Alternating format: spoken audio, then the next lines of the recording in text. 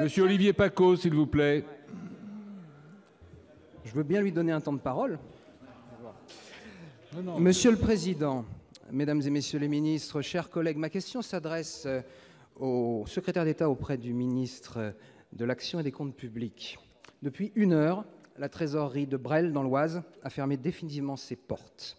Dans quelques jours, ce sera celle de Saint-Leu-d'Esserand et d'ici le 31 décembre, de nombreuses autres vitrines du Trésor public auront baissé définitivement le rideau. C'est ce que vous appelez la réorganisation des finances publiques.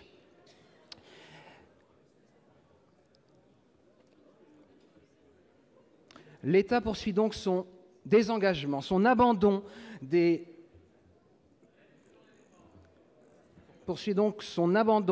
son désengagement des territoires ruraux et périphériques. Lorsque la fermeture de Bresles a été annoncée, les élus locaux se sont mobilisés. Ils ont reçu un joli courrier de la directrice départementale dont je vous lis un tout petit extrait. Cette mesure consiste à former sur place les fonctionnaires territoriaux à l'utilisation de l'intégralité des potentialités du site impôts.gouv.fr.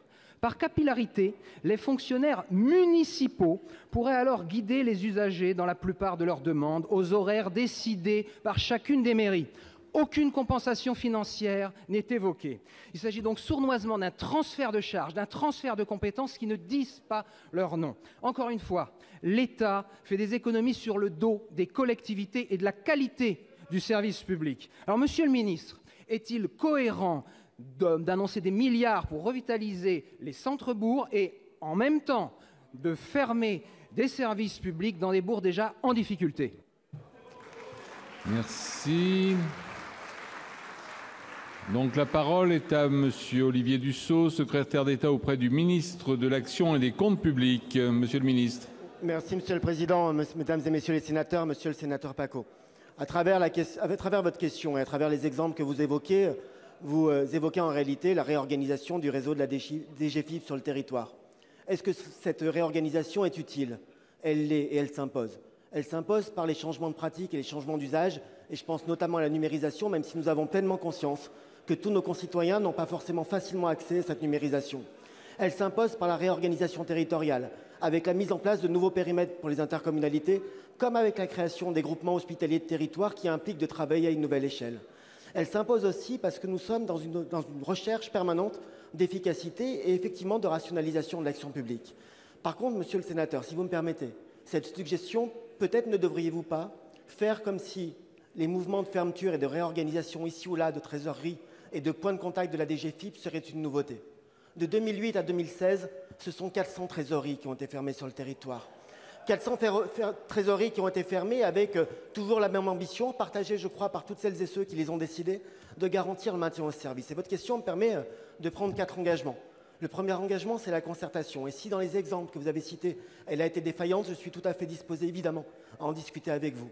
Le deuxième engagement, c'est l'accès aux services. L'accès par l'organisation de permanences dans les maisons de services au public, et leur nombre a extrêmement progressé. L'accès aussi par des permanences lors des périodes de l'année qui le nécessitent.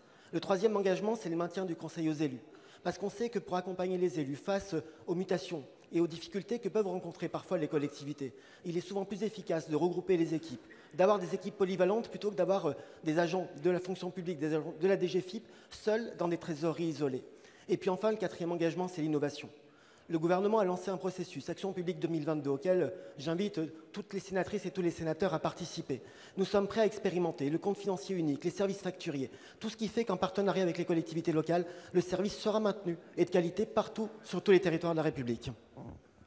Merci. Monsieur Paccaud, vous avez 17 secondes de réplique.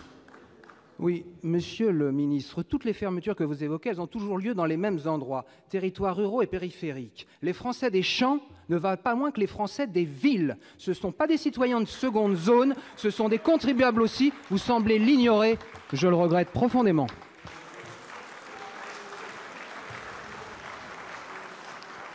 Merci.